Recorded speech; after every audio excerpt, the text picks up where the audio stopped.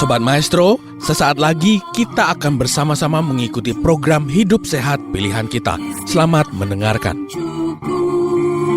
Membuat wajah berseri, diet yang seimbang, tubuh terlihat indah, udara yang bersih, jadikan hidup semangat, pengendalian diri, itu pemenang sejati. Hidup sehat, anugerah Tuhan. Hidup sehat, sangat berharga. 10 hukum kesehatan. Di tahap selanjutnya kita berbicara tentang says what atau isi informasi. Beberapa isi informasi mungkin benar Bapak Ibu dan itu terjadi. Tapi pertanyaannya, apakah layak untuk disampaikan? Yang kedua, apakah penting untuk disampaikan? Yang berikutnya, itu layak, penting disampaikan. Apakah disampaikan pada saat yang tepat? Dan yang berikutnya kita harus pastikan bahwa itu bukan hoax atau misleading information yang sedang kita sampaikan. Menarik sekali di dunia yang semakin canggih dan maju cara berkomunikasi dan perangkat atau alat komunikasi yang digunakan, bahwa seringkali informasi terlalu cepat dibagikan tanpa kita mengetahui keabsahan dari informasi tersebut. Sehingga beberapa feature yang ada di WhatsApp, kemudian mereka menambahkan tanda di atasnya forwarded. Forwarded untuk satu kali, biasanya tanda panahnya hanya satu kali. Tapi sekarang lebih canggih lagi. WhatsApp itu sudah menggunakan tanda forwarded many times. Artinya informasi ini sudah dibagikan banyak sekali oleh orang-orang. Ini menjadi peringatan supaya hati-hati. Kalau informasi itu sudah terlalu banyak dibagikan, apakah kebenarannya benar atau itu hanya menjadi viral hoax semata.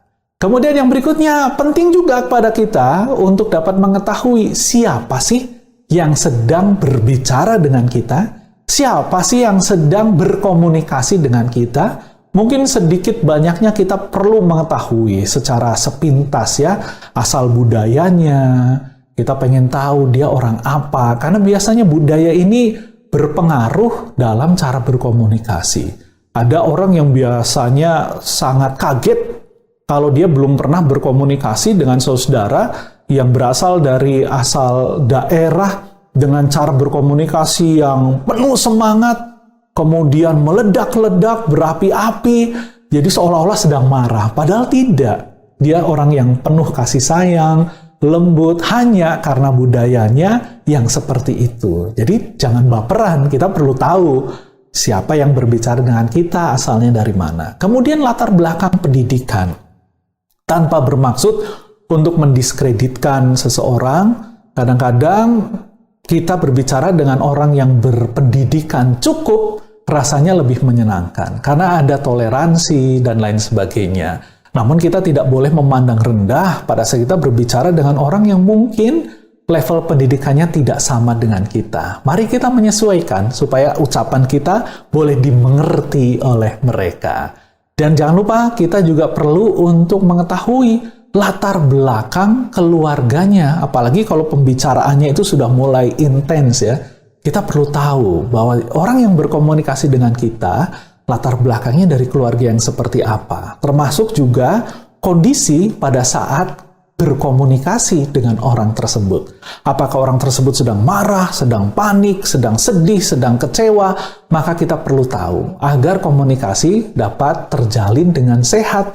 Dan ingat bahwa komunikasi yang sehat, hubungan sosial yang sehat, juga berkontribusi besar kepada kesehatan tubuh kita.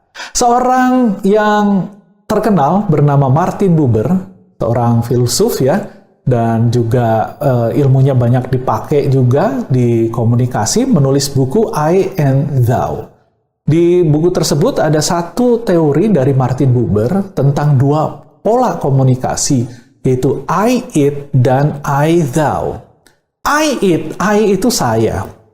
Di bahasa Inggris kita semua mengetahui bahwa it itu menunjukkan sesuatu yang bukan orang, bisa benda, dan lain sebagainya. Maka pada waktu disampaikan teori komunikasi I It oleh Martin Buber, saya menganggap orang yang berkomunikasi dengan saya itu levelnya tidak setara. Karena saya menganggap dia benda, orang yang tidak berdialog dengan saya. Dan biasanya kalimat, ucapan yang digunakan dalam komunikasi I It lebih sering kita mendengarkan kata-kata seperti, pokoknya saya tidak mau tahu, harus. Itu adalah komunikasi I It. Di lain pihak, komunikasi I Thou adalah komunikasi yang menempatkan orang yang berbicara dengan kita setara, karena thou itu sama dengan you. Maka kita menganggap dia dan saya setara dalam berkomunikasi. Ada prinsip dialog kompromi yang terjadi. Sehingga biasanya keluarga yang menggunakan prinsip komunikasi I Thou, anak-anaknya akan tumbuh lebih demokratis karena diizinkan untuk menyampaikan pendapatnya. Menurut papa seperti ini, gimana menurut anak-anak? Oh, menurut mama seperti ini, gimana menurut anak-anak? Dan ini menghasilkan generasi-generasi yang akan berbicara kritis, namun juga menghormati orang lain. Kadang-kadang pada waktu kita ngobrol dengan seseorang, kita lihat orang ini kok kayaknya ngotot sekali.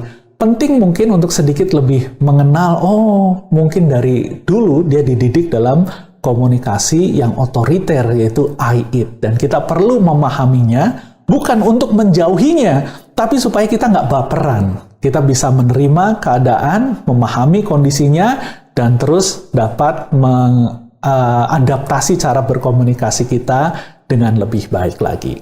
Prinsip berikut dari Harold Laswell adalah in which channel, atau kita pengen berkomunikasi yang baik itu caranya bagaimana sih? Media yang digunakan seperti apa? Bahasa yang digunakan seperti apa? Kemudian budaya yang digunakan seperti apa dalam berkomunikasi? Sobat Maestro, Anda baru saja mendengarkan program Hidup Sehat Pilihan Kita. Terima kasih atas kebersamaan Anda. Istirahat yang cukup membuat wajah berseri, diet yang seimbang, tubuh terlihat indah, udara yang bersih, jadikan hidup semangat, pengendalian diri, itu pemenang sejati. Hidup sehat, anugerah Tuhan. Hidup sehat, sangat berharga. 10 hukum kesehatan. Hidup sehat.